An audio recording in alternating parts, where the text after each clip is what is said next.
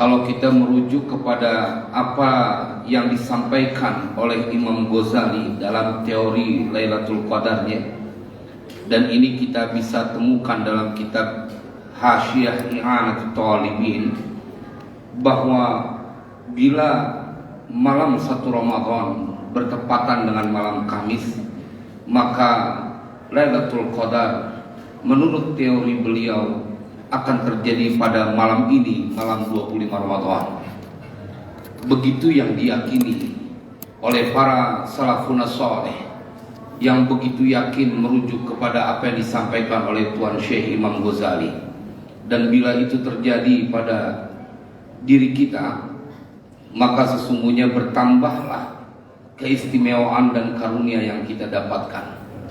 Saya mendapatkan tema pada kesempatan kali ini, apa yang wajib yang pertama kali kepada kita dalam menyikapi atau berperilaku terhadap Al-Quran. Maka ayat yang saya baca tadi adalah sebuah perintah dari Allah, kewajiban buat kita. Wa hadza kitabun anzalnahu mubarakun fattabi'uhu wattaqu la'allakum turhamun.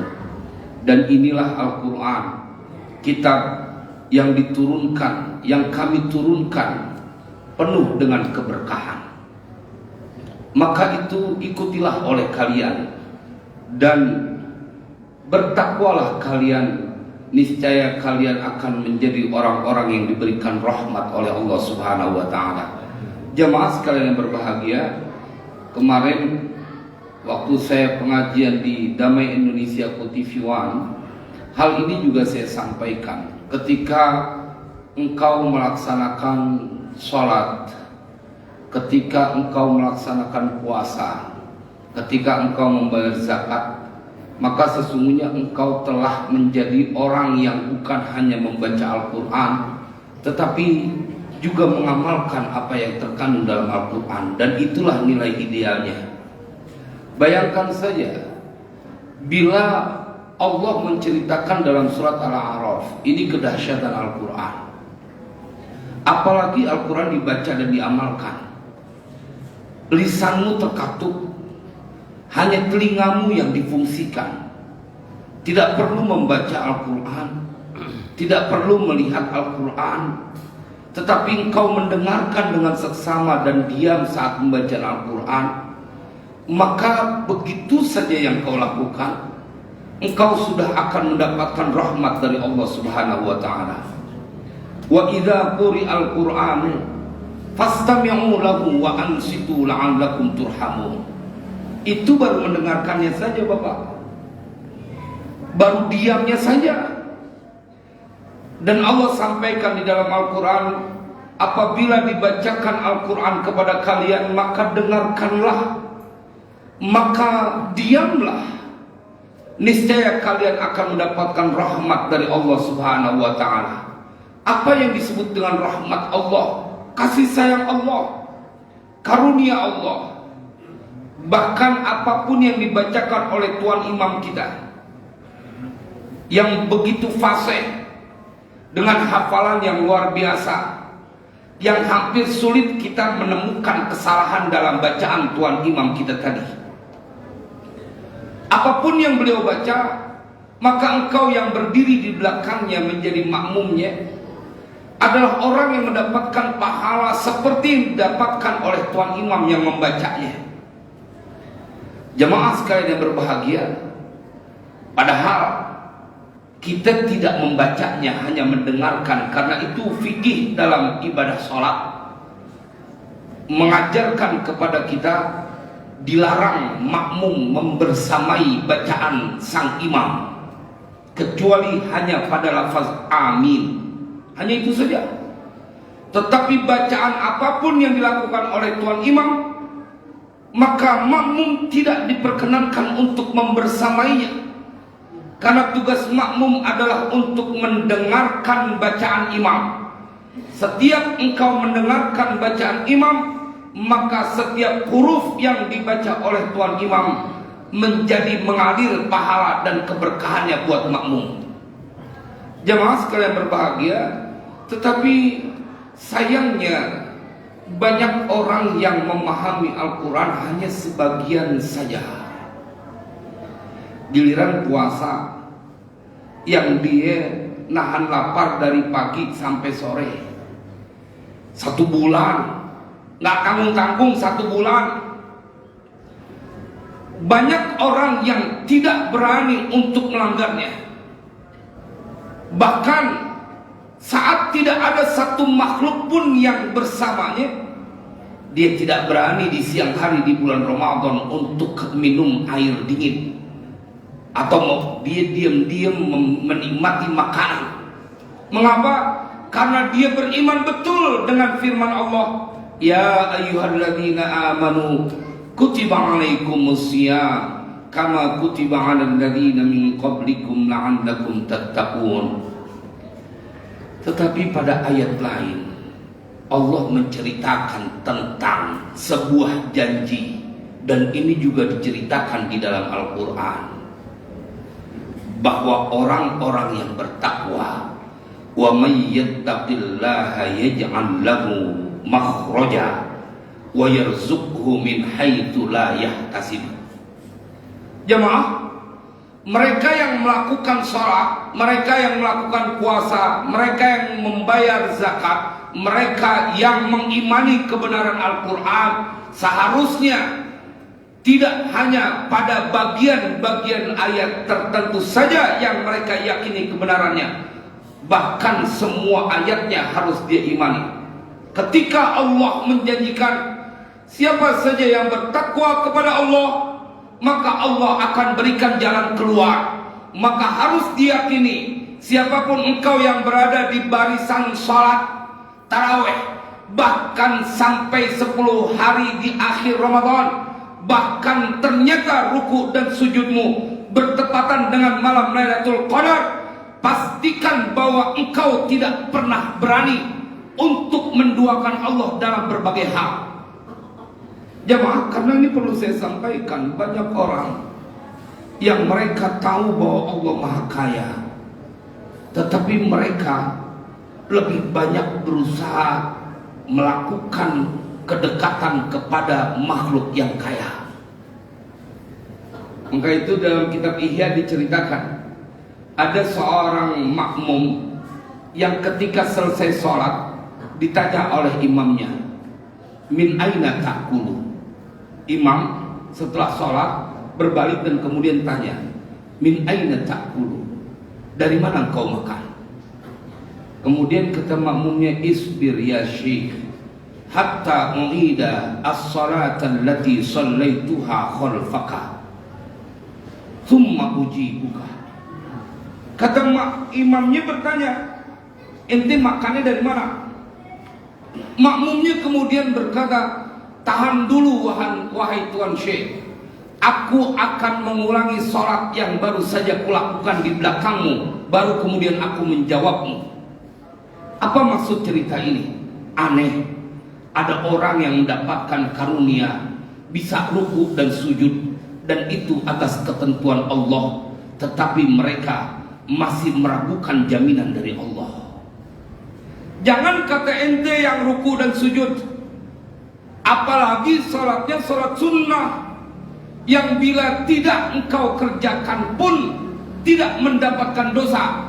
Tetapi kenapa kemudian 30 malam atau malam ini sampai pada malam ke-25 tidak pernah kau lelah melangkahkan kaki ke masjid syuhada, kemudian ruku dan sujud dalam sholat tarawih dan witirmu, padahal bila pun kau tinggalkan, kau tidak terbebani dosa. Mengapa itu terjadi? Karena setiap mereka yang melaksanakan sholat sunnah adalah mereka yang tidak lagi berpikir tentang bahwa ini perintah wajib atau tidak, tetapi lebih kepada hadiah mereka sebagai orang yang ingin mendapatkan keridhaan dari Allah Subhanahu wa Ta'ala. Iya Bapak, ini amalan sunnah, hanya dikerjakan oleh orang-orang yang mempunyai cinta kepada Allah di atas rata-rata. Bagaimana mungkin engkau yang telah melakukan amalan sunnah dibiarkan dalam keadaan susah di dunia? Nggak mungkin. mereka yang melakukan kedurhakaan, mereka yang tidak menyembah Allah, bahkan mereka yang menuduh Tuhan punya anak, hidup di dunia, di tanah Allah, fi ardillah, maka mereka tetap mendapatkan kehidupan yang layak. Mereka punya rumah, mereka punya kendaraan mewah. Mengapa? Karena Allah punya sifat Ar-Rahman yang Allah berikan kepada makhluknya. Semua ciptaannya dalam jaminan Allah, menyembah ataupun tidak. Maka mari kita bermain logika sebentar saja. Bila yang tidak pernah melakukan perintah Allah, bila yang ingkar dengan keberadaan Allah, masih dijamin urusan dunianya, bagaimana dengan mereka yang rukuk sujud di masjid syuhada? Bila mereka yang melakukan dosa setiap saat masih tidak kelaparan dan diberikan pertolongan, bagaimana dengan mereka yang melangkahkan kaki masuk ke rumah Allah? Wa annal masajida lillah. Saya suka sampaikan di dalam Al-Quran, jamaah sekalian berbahagia, ada kisah yang menarik. Seorang lelaki yang disebut sebagai, dalam Al-Quran, pernah bikin Tuhan tandingan. Firaun namanya. Ana rabbukumul a'la. Begitu yang dia klaim. Dia mendeklar dirinya sebagai Tuhan yang tinggi. Jemaah, Allah yang ceritakan di dalam Al-Quran, ketika Fir'aun bertubi mendapatkan masalah, فَأَرْسَلْنَا عَلَيْهِمُ الطُّوفَانَ وَالْجَرَادَ وَالْقُمَّلَ وَالضَّفَادِعَ وَالدَّمَ آيَاتٍ مُفَصَّلَاتٍ فَاسْتَكْبَرُوا وَكَانُوا قَوْمًا مُجْرِمِينَ. Maka ketika kami kirimkan kepada Fir'aun dan semua pengikutnya at-tufan, angin tofan.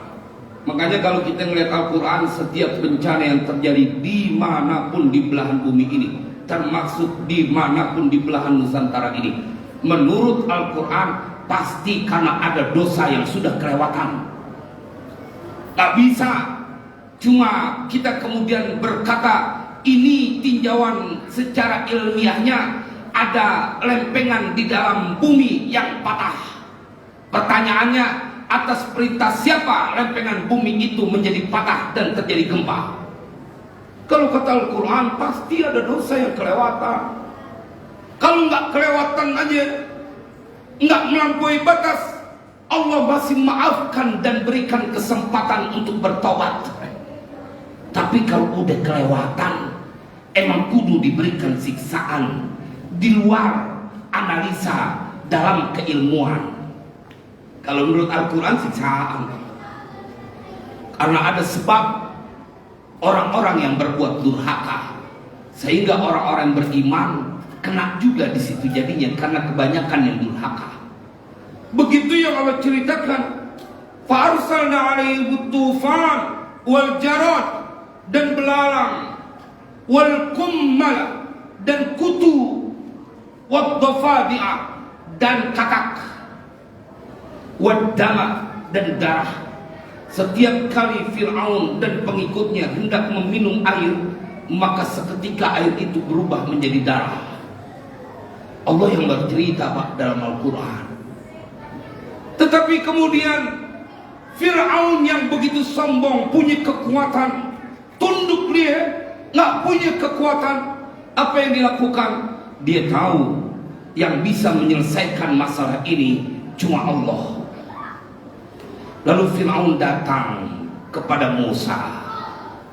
Pada ayat lanjutannya Allah ceritakan, walamma waqa'a 'alaihimur rijzu qalu ya Musa ad'u lana rabbaka bima 'ahida 'indak la in kashafta 'anna ar-rijza lanu'minanna laka wa lanursilanna ma'aka bani Israil. Saya setiap kali ngebaca nih ayat akan menjadikan kita menjadi orang yang semakin percaya diri tentang kasih sayang Allah. Ini Firaun Pak, pernah ngaku Tuhan, dosanya nggak ketulungan, tapi begitu bertubi mendapatkan siksaan dari Allah, sebelum pada akhirnya kemudian ditenggelamkan, Dia diceritakan oleh Allah datang kepada Nabi Musa. Qalu ya Musa ud'u lana rabbak. Wahai Musa, tolong kau berdoa untuk kami kepada Tuhanmu. Qalu ya Musa ud'u lana rabbak bima ahida indak, dengan sesuatu yang telah Tuhanmu janjikan kepadamu.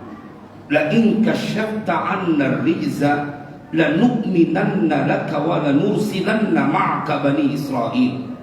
Seandainya dengan doamu itu hilang kami punya petaka, kami punya siksaan ini hilang, derita nestapa kami menjadi hilang, lanu'minanna laka, sungguh kami akan percaya kepadamu bahwa engkau utusan Allah. Wa lanursilanna ma'aka bani Israil, dan sungguh kami akan kirimkan bersama Bani Israel. Jemaah, dan kemudian ayat lanjutannya bercerita Allah kabulkan doanya Musa, Allah bebaskan Fir'aun dari siksa. Apa yang bisa kita simpulkan? Siapa Tuhan kita yang diceritakan di dalam Al-Quran? Bahwa Dia Allah Maha mengabulkan doa bahkan kepada manusia yang sudah disiksa dan terlampau besar dia punya dosa. Fir'aun namanya. Dia nggak berdoa langsung, nggak minta langsung kepada Allah. Gengsi dia, karena pernah ngaku jadi Tuhan. Masa Tuhan minta tolong sama Tuhan? Dia malu, tapi dia tahu hanya Allah yang bisa menyelesaikan masalahnya. Dia datang kepada Nabi Musa. Dan apa yang terjadi? Allah hilangkan siksaannya. Itu yang dosanya kelewat gede. Itu yang dosanya sampai ngaku sebagai Tuhan. Begitu dia datang kepada Musa dan minta tolong, Allah kabulkan, Allah tolong, Allah hilangkan masalahnya. Saya hanya berpikir, kalau itu dosanya kelewat gede, tapi ketika berdoa dia nggak secara langsung, bahkan dia gengsi minta kepada Allah, kemudian masih Allah kabulkan. Bagaimana kita yang dari tanggal 1 Ramadan sampai malam ini rukuk dan sujud, dan di siang hari menahan lapar dan haus? Apa yang akan terjadi dengan doa-doa kita? Saat bahkan dalam Sahih Bukhari Nabi SAW menyampaikan as-sawmu li wa ana ajzi bihi. Allah berjanji, puasa ini wilayahku, urusan aku, untukku, dan aku yang akan membayar, aku yang akan mengkonversi lapar mereka, aku yang akan menggantikan kesedihan mereka, aku yang akan menggantikan pengorbanan mereka dari lantaran puasa itu untuk Allah. Maka jemaah sekalian berbahagia, dari mimbar ini saya ingin menyuarakan kepada kita semuanya, teruslah menjadi orang yang dipercaya oleh Allah untuk menyembahnya. Karena yang Allah ciptakan manusia kelewat banyak, tetapi yang Allah perkenankan untuk istiqomah menjadi seorang hamba adalah orang-orang pilihan. Dan mereka adalah orang yang berpegang teguh kepada Al-Quran.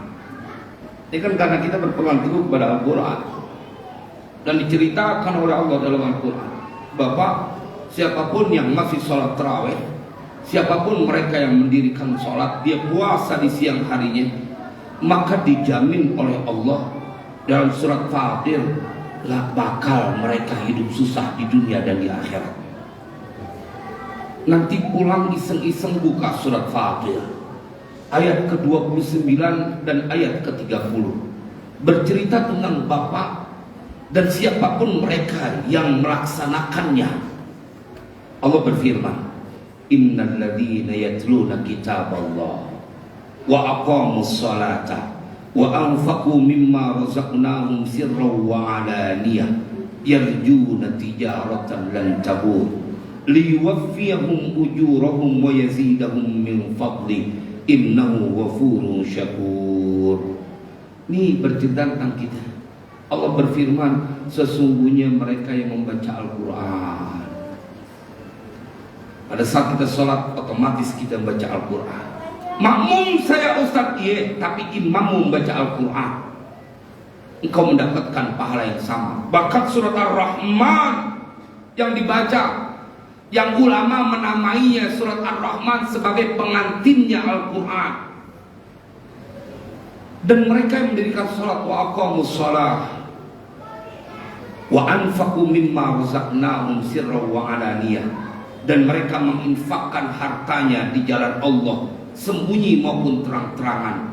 3 hal ini bila dilakukan dan kita lakukan semuanya, Ustaz bagaimana dengan menginfakkannya? Ya, kita telah menginfakkan waktu kita, harta yang kita miliki, kesehatan kita untuk datang ke tempat ini sebagai bentuk infak kita di jalan Allah. Maka apa yang akan didapati? Yarjuna tijaratan lan tabur. Mereka mengharapkan perniagaan yang tidak akan bangkrut.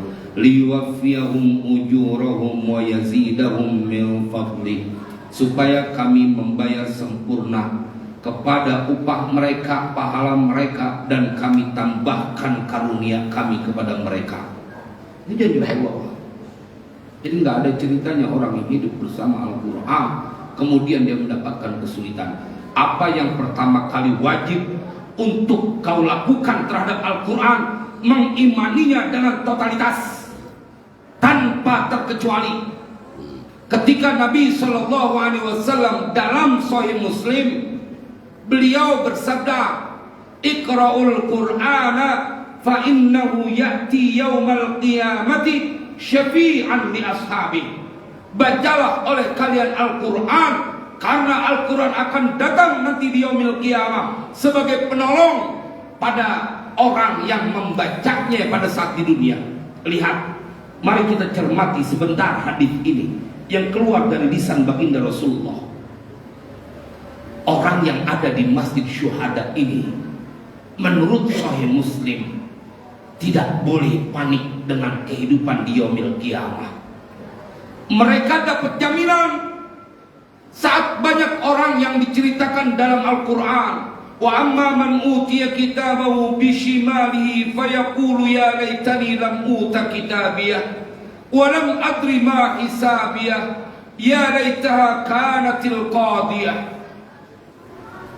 ma aghna anni maliyah halaka anni sultaniyah khuduhu faghulluh thumma al-jahima salluh thumma fi silsilatin dar'uha sab'una dira'an fasluquh. Ini cerita seram, Pak.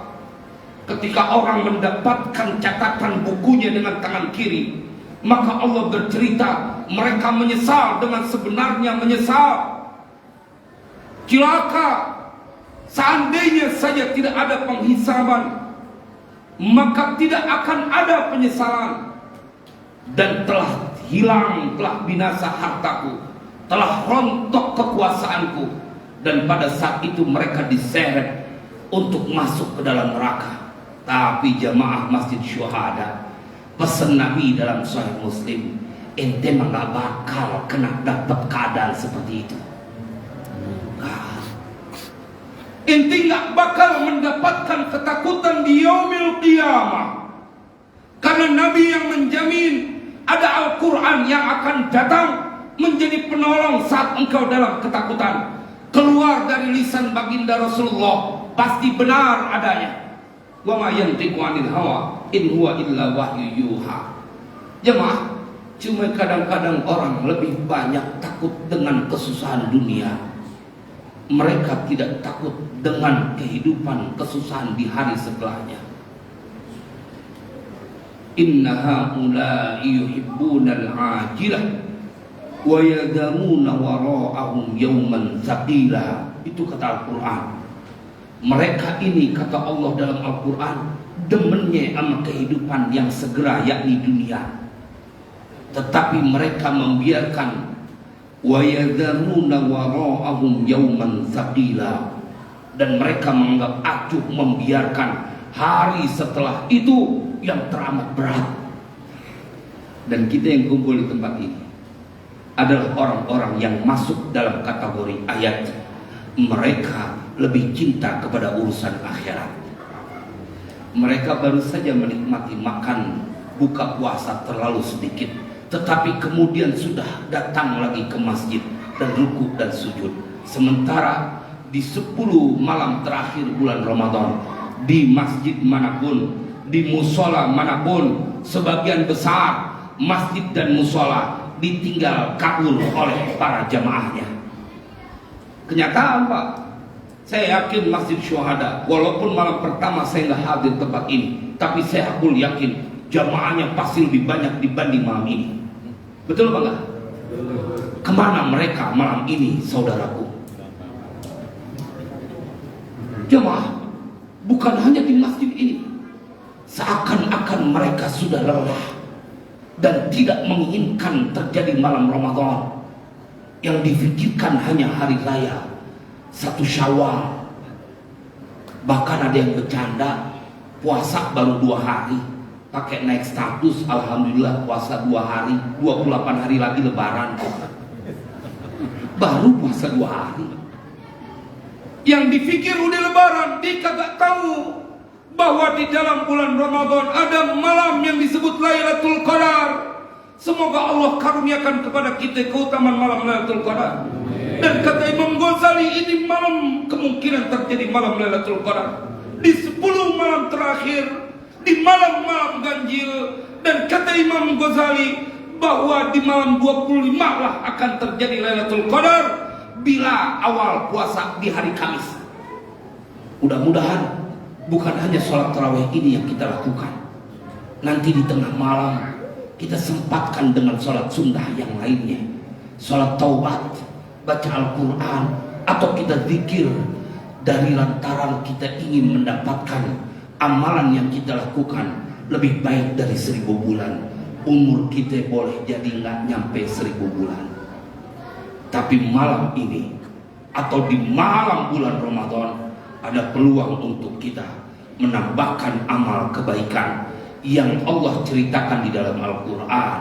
Khairun min alfi syahr. Ini ayat Al-Quran, maka kita kudu mengimaninya dan kita kudu mengejarnya. Mudah-mudahan ini menjadi sebuah motivasi buat kita untuk terus menjadi orang-orang yang tidak pernah menyerah, melakukan ketaatan dan tidak lelah, karena kemenangan yang sesungguhnya adalah saat engkau mendapatkan husnul khatimah. Semoga manfaat, kurang lebihnya mohon maaf. Wassalamualaikum warahmatullahi wabarakatuh. Waalaikumsalam warahmatullahi wabarakatuh.